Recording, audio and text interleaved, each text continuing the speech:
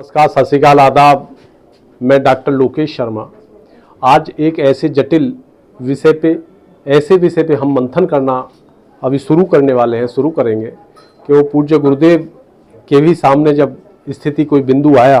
तो गुरुजी भी हमारे जो है उसकी लाइनों को लिख करके मेरे पास आए। माननीय उच्च न्यायालय दिल्ली का द्वारा प्रतिपादित ऑनरेबल जज साहबान श्री जसमीत सिंह जी द्वारा जो एक आदेश पारित किया गया, जो निर्णय पारित किया गया स्टेट वर्सेस हितेश कुमार में, उसकी जो लाइनों को लिख के लेकर आए तो पूरा उसका रूलिंग का पूरा पार्ट निकाला, उसका मैंने पूरा एनालिसिस किया है। तो पूज्य गुरुदेव आपके समक्ष हैं, आदरणीय श्री सादीराम शर्मा जी, और मैं लगातार आपके बीच में बना ही रहता हूं। तो आज उस विषय पे हम लोग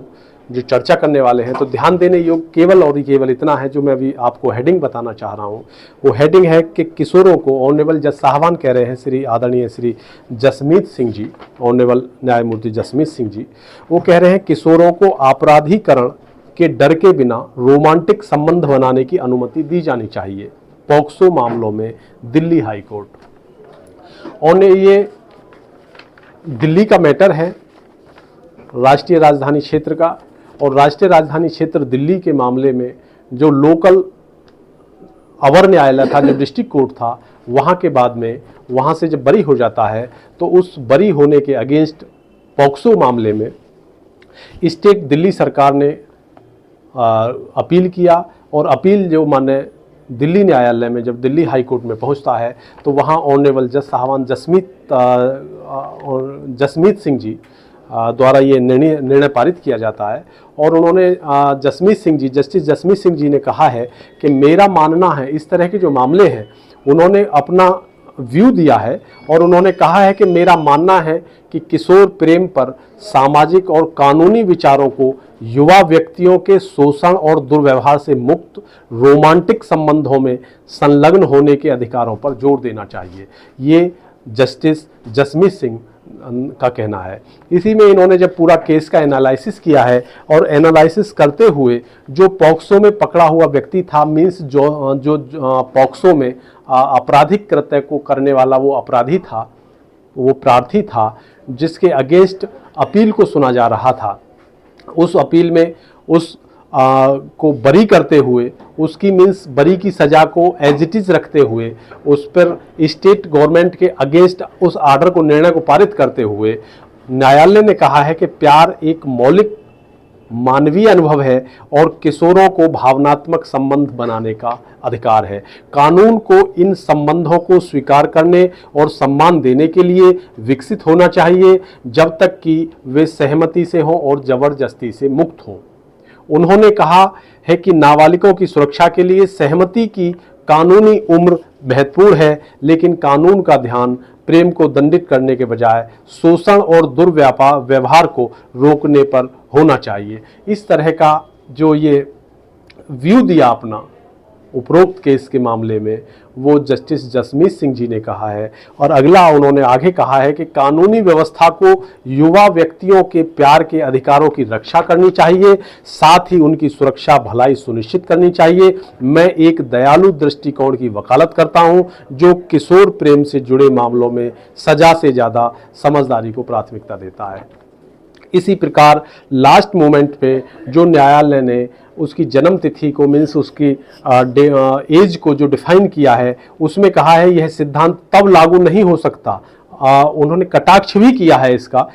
जस्टिस जसमीत सिंह जी ने, कि यह सिद्धांत तब लागू नहीं हो सकता जब स्कूल उपस्थिति रजिस्टर या माता पिता के हलफनामे जैसे अन्य दस्तावेज यह दर्शाते हो कि पीड़िता की उम्र 14 या 15 साल से कम है।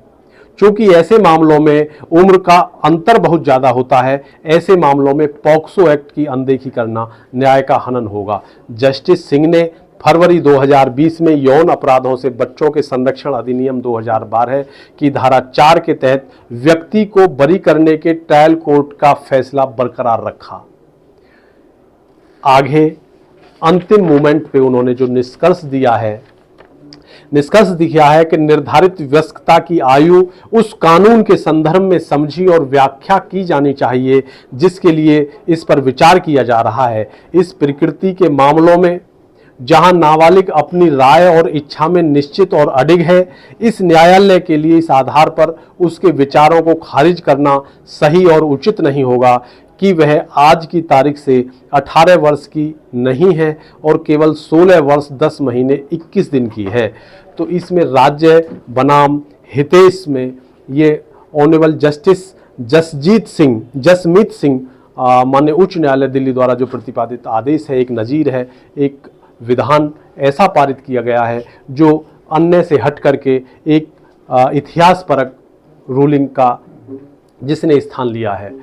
जहाँ तक जिन जिन विद्वान जनों का अपने अपने माने से, अपने अपने एंगलों से जो सोचना है, जो विचारना है, जो एनालिसिस करना है, वो सब इस आदेश की अपने अपने ढंग से व्याख्या कर रहे हैं, एनालिसिस कर रहे हैं। लेकिन मैंने जो मूल आदेश है ऑनरेबल जस्टिस जसमीत सिंह जी का, वो मैंने अभी आपको पढ़ के और सरकार बनाम हितेश में बताने का पूरा प्रयास किया। निश्चित रूप से सबको समझ में आ रहा होगा। मेरे विद्वान अधिवक्ता बंधु, चाहे पक्षकार विपक्षकार, ऑनरेबल जस्टिस महोदय जो भी जज साहबान हैं, जो भी पीओ हैं, पीठासीन अधिकारी हैं, न्यायिक अधिकारीगण हैं, मैं उनसे केवल और केवल उनके मध्य में जो पॉक्सो संबंधित मामले हैं, जो देख रहे हैं, जो चल रहे हैं, जो इस पर विचाराधीन वादों में पैरवी इत्यादि कर रहे हैं, उनको इसका जो हवाला दिया है, अगर किसी के कार्य को निपुणता से, सजगता से, सरलता से, सहजता के साथ में समाप्त किया जा सकता हो तो वो भी एंगल इस पर स्थापित किया जा सकता है। शेष सबका अपना अपना मानना है। इसी क्रम के साथ कल पुनः फिर होगी मुलाकात एक नवीन विषय के साथ। तब तक लेते हैं विदाई। नमस्कार।